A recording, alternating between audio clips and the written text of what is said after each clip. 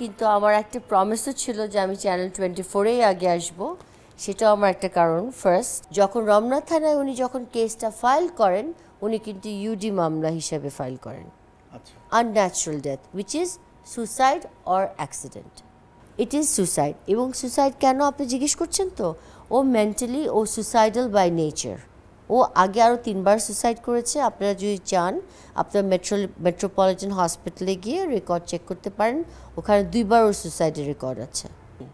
কারণ একটা হচ্ছে তার মায়ের সময় ঝগড়া করে মার সাথে করেছিল, একবার আমাকে বিয়ে করার সময় ও ভয় দেখানোর জন্য ও একবার করেছিল, আরেকবার ওর কিছু একটা হয়েছিল, সেটা নিয়েও হয়েছিল। আমার আম্মা কিন্তু আমাকে প্রথম খুব আদর টাদর করেছে, প্রথম যখন বিয়ের আগের কথা বলছি। বিয়ের পরে যখন দেখলাম আমার বাবা মার সম্মতি ছিল না, তখন থেকে ওনার চেঞ্জটা আসে। এটা কি হাস্যকর না? আমার তো মনে হয় ওনার প্রতি বছর প্রতি 6 সেপ্টেম্বরের আগে ওনার একটা নতুন অ্যাডিশন এবং সাবট্রাকশন শুরু হয়ে যায়।